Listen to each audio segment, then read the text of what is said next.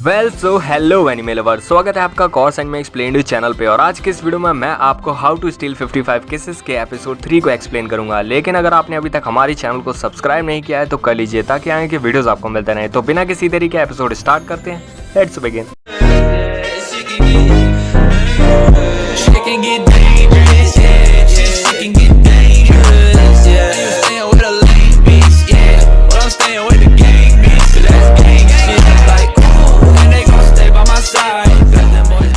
Episode के start में हम शाओ को अपनी दोस्त के साथ बात करते हुए देखते हैं जो कि स्कूल में ही थी। और शाओ उसे कल रात की क्रिसमस ईव कैसी गई वो पूछ रही थी और वो बोलती है कि कुछ खास नहीं, बस मैं सो गई थी।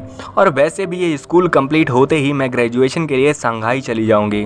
वैसे तुमने कहाँ का प्लान किया है? और शाओ हांगजुआ नाम की जगह बताती है। एक्चुअली उनका स्कूल अब खत्म होने वाला था और ग्रेजुएशन के लिए वो कहाँ जाने वाले हैं वो ये सब प्लान कर रहे थे।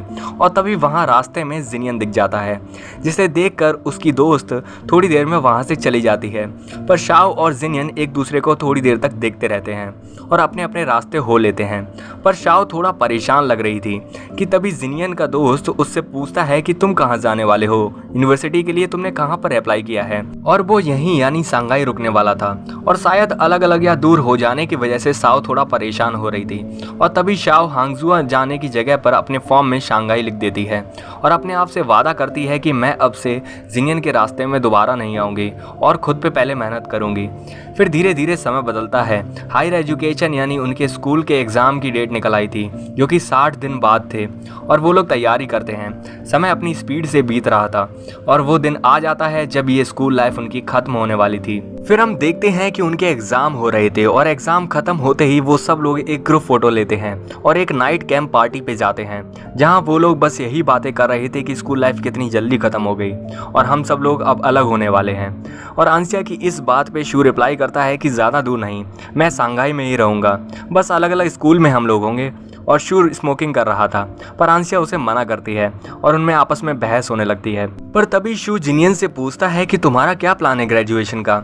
और जिनियन हांगजुआ जाने की बोलता है जिससे सुन के सबसे ज़्यादा शाओ को परेशानी पहुंचती है क्योंकि उसने तो खुद का प्लान शंघाई कर लिया था क्योंकि उसे लगा जिनियन भी यहीं रहेगा। पर लास्ट टाइम में जिनियन का प्लान बदल जाता है और तभी आंशिया बोलती है कि चलो शंघाई वैसे भी हांगजुआ से ज़्यादा दूर नहीं है तो मैं तो तुम्हारा पीछा करते ही रहूँगी। और तभी शाओ बोलती है कि ये आग ज़्यादा देर तक नहीं जल पाएगी और मैं लकड़ियाँ लाती हूँ।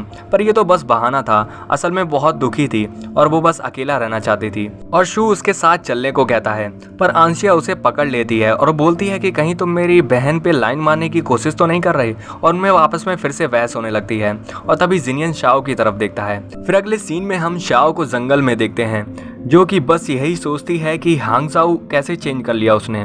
वो काफ़ी अंदर तक चली जाती है जंगल के जिसका रास्ता उसे शायद नहीं पता था और ऊपर से उसे किसी की आहट की आवाज़ आ रही थी और शायद उसे वो जंगली जानवर लग रहा था। और तभी उसके कंधे पर हाथ आता है और वो ये देख कर डर जाती है और चिल्लाती है पर वो और कोई नहीं बल्कि जिनियन था और वो उसे शांत रहने के लिए बोलता है। पर शाओ काफ़ी ज़्यादा डर गई थी तो वो रोते हुए जिनियन को गले लगा लेती है। पर वो तरीका गले लगने से ज़्यादा किसी पर चढ़ने जैसा था जो कि काफ़ी फनी और रोमांटिक भी था। और तभी जिनियन उसका हाथ पकड़ के जंगल के बाहर ले जाने के लिए बोलता है और वो साथ जाते हुए काफ़ी शर्मा रही थी। और तभी चलते हुए एक छोटी सी पहाड़ी आती है जिससे नीचे उतरते हुए शाओ जिनियन के ऊपर ही गिर जाती है। और तभी शाओ को कुछ चमकीला दिखाई देता है जंगल के अंदर और वो फिर से डर के जिनियन को गले लगा लेती है। पर जिनियन समझ गया था और उसे उन चमकने वाली चीज़ों से मिलाता है और वो और कोई चीज़ नहीं बल्कि जुगनू थे जिसे देखकर शाओ काफ़ी खुश थी और वो उस जगह काफ़ी एंजॉय कर रही थी जिसे देखकर जिनियन काफ़ी खुश होता है। और वो तभी वहाँ थोड़ा रुकने का प्लान बनाते हैं और वो दोनों साथ में नदी के किनारे बैठकर बात करते हैं जहाँ शाओ उससे पूछती है कि तुमने हांगजोउ जाना कंफर्म कर लिया है क्या? जिनियन बोलता है कि मैं कहीं भी रहूं, पढ़ाई तो हर जगह से हो सकती है। शाओ पूछती है तो तुम्हारा हांगजोउ जाना ज़रूरी है? और तभी जिनियन उसे बताता है कि वहाँ एक परफॉर्मिंग आर्ट कंपनी है जो कि मुझे कई बार बुला चुकी है और वो चाहते हैं कि मैं उनकी मूवी शूटिंग में यूनिवर्सिटी के टाइम पढ़ाई करते हुए पार्टिसिपेट करूँ। और वैसे भी मेरी घर की कंडीशन तुम्हारी जैसी नहीं है तो मुझे खुद से सब कुछ करना होगा और इसलिए ये ज़रूरी भी है। और तभी शाओ बोलती है और क्या? वो बोलता है कि पॉइंट ये है कि हांगजो एक बेटर ऑप्शन भी है। फिर अगली सीन में शाओ जिनियन को ट्रेन से अलविदा करती है, वो भी रोते हुए, और वो घर आके रो ही रही थी कि एक और रोतड़ू आ जाती है और वो आंशिया थी और वो बोलती है कि जिनियन मुझसे प्यार नहीं करता और शाओ को गले लगा के बात करती है कि मैं कितनी सेल्फिश हूँ क्योंकि अब मैं तुमसे भी नहीं मिल पाऊंगी। और वो ऐसा इसलिए कहती है क्योंकि उसे अभी तक पता ही नहीं था कि शाओ भी यहीं रुकने वाली है और शाओ उसे बताती है कि मैं अब तुम्हारे साथ ही रहूंगी। फिर धीरे धीरे समय बीतता है, साल बदलते हैं, शाओ ग्रेजुएट भी हो जाती है, पर ये ब्राइड कौन थी उसकी हमें शक्ल नहीं दिखाई गई थी, तो हमें वो नहीं पता कौन है।